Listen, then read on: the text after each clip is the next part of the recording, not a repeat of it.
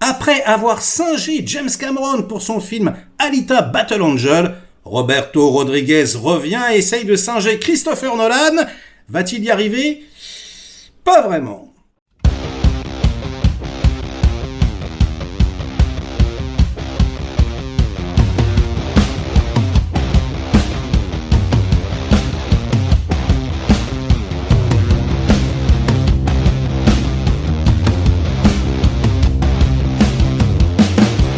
Salut les cinéphages, c'est Merege et aujourd'hui, avant-première, on vient parler du nouveau film de Robert Rodriguez, le Quentin Tarantino mexicain en quelque sorte. Enfin, j'exagère un peu, on va dire, son éternel comparse, son frère de sang. Ils ont commencé ensemble, il a réalisé Une nuit en enfer que Quentin Tarantino avait écrit et dans lequel il jouait.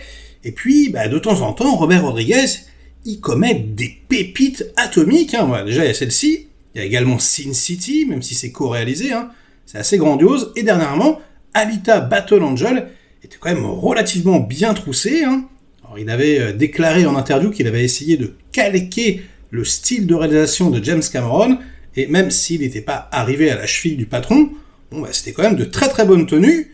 Du coup, il y avait une petite plus-value, Rodriguez, je trouve qu'il avait passé un cap avec Alita, et donc j'attendais ce hypnotique avec impatience, un polar fantastique à la Nolan, avec un high concept, avec dans les rôles principaux Ben Affleck, Alice Braga, également William Fichtner, ou encore Jeff Fahey ou Jackie Earle Haley dans des rôles secondaires. Un gros casting intéressant. Donc Rodriguez à la réalisation, en plus il écrit le scénar, un high concept, donc hypnotique. En gros, y a un mec, le gros méchant de l'histoire, qui hypnotise les gens à distance. Réellement, c'est comme s'il avait des super pouvoirs. Il approche, il les regarde, il leur dit un mot, hop, les mecs font des trucs de fou, etc. On ne comprend absolument pas du tout ce qui se passe en tant que spectateur.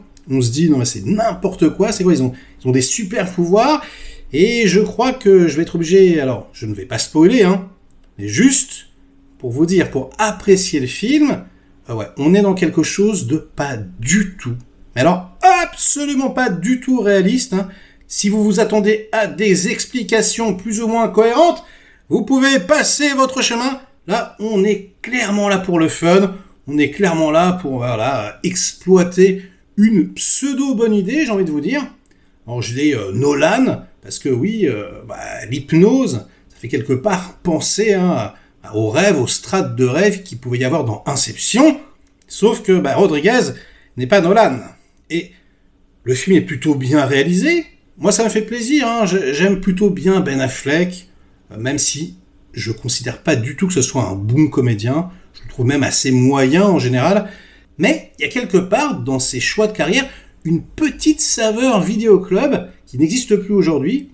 Et c'est vrai que moi, la plupart de ces films, je les ai découverts en fait en DVD, en Blu-ray, les Summer of All Fears, etc. Paycheck, c'est pareil, j'y suis allé au cinéma parce que c'était John Woo, mais il y avait un côté, malgré que ce soit cadique, très B, etc. Mais c'est pas déplaisant. C'est-à-dire qu'à chaque fois, on tombe sur un film sympathique, avec des défauts, mais qui est plus ou moins agréable à regarder un dimanche pluvieux. Et là, c'est un peu ça. Mais vraiment, c'est ambivalent. C'est-à-dire, je vous préviens, je vais le dire, le film est pas très bon. Le film est pas très bon parce qu'il est raté au niveau du scénario. C'est-à-dire que le concept avale le film en entier. On perd, alors c'est difficile de vous en parler sans spoiler, mais on perd toute cohérence réellement. Et c'est vrai que c'est plutôt agréable, sympathique à regarder. Je vous dis, comme un divertissement du dimanche. On le regarde, ça passe un petit peu tout seul, on se pose des questions, on se dit non mais c'est n'importe quoi. Puis après on a une vague de réponses. On fait ouais, ok, d'accord. Et puis en fait, c'est n'importe quoi. Et puis on a des twists et des retwists, etc. C'est typiquement le genre de film un petit peu à la basique de McTiernan, sauf que là, ça ne marche pas. C'est-à-dire un film à tiroir où il y a tellement de tiroirs qu'au bout d'un moment, le tiroir, il n'existe plus. C'est le tiroir a avalé tous les autres tiroirs et c'est vraiment dommage, quoi. Pour vous donner un exemple, le méchant, qui a des super pouvoirs, c'est un hypnotique, on les appelle comme ça. Il va s'amuser, à hypnotiser un personnage, je vous dis pas lequel, Le personnage, il va croire, du coup, que tout ce qu'il voit est vrai alors qu'il n'y a absolument rien de vrai. Et ça ne fonctionne absolument pas. C'est vraiment là où on voit les limites aussi de la réalisation de Rodriguez, et les limites de son écriture. C'est-à-dire que sur le papier, pourquoi pas, c'est plutôt, comme je vous le disais, sympathique. On lit le truc, on se dit ouais, ça va être divertissant. Mais la façon dont il a exécuté la chose, ça tombe complètement à plat. Et c'est vrai que la carrière de réalisateur de Robert Rodriguez, elle est un petit peu scindée en deux quand même. J'ai commencé avec toutes les belles choses qu'il a faites, mais en même temps, il a commis des trucs un petit peu inavouables, voilà. Les Lava Boy, etc., les Spy Kids, c'est franchement pas fameux. Et parfois, voilà, il fait des films un peu dans son garage, comme ça, il est un petit peu en roue libre. Là, pourtant, on sent qu'il a envie de faire quelque chose. Je pense que vraiment, c'était sincère. C'est-à-dire que c'est pas dégueulasse, la photographie est plutôt bonne, les acteurs, voilà, comme je vous disais, le casting est plutôt bon, ils sont bien dirigés. Il y a, voilà, un petit côté, on sent, quoi, qu'il a envie de faire un film intéressant. C'est juste qu'il se prend les pieds dans le tapis, quoi. Il n'arrive pas du tout, il n'a pas le talent nécessaire pour développer ce truc.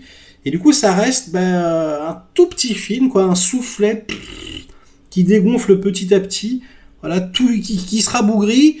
Et du coup, nous, spectateurs, on est extrêmement frustrés.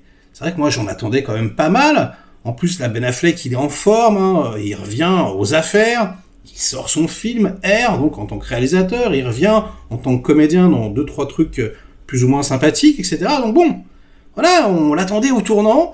Et non, et là, le tournant, à la fin du virage, il y a un énorme mur et on se prend un peu la tête dedans. Pourtant, et c'est pour ça que je vous disais ça au départ, je suis quasiment certain que certains vont apprécier le film. Voilà, donc c'est pour ça que je ne l'ai pas dégommé complètement. J'aurais pu dire c'est n'importe quoi, etc.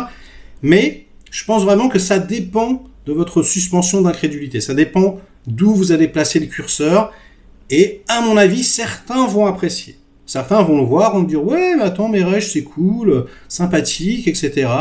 Ben Affleck qui veut retrouver sa fille disparue, c'est cool. » Bon, écoutez, pourquoi pas. Moi, perso, j'étais quand même vachement déçu. Mais bon, vous me direz dans les commentaires. Et sur ces bonnes paroles, ce sera la fin de ce petit avis à chaud. Likez la vidéo si elle vous a diverti un minimum. Délikez-la sinon.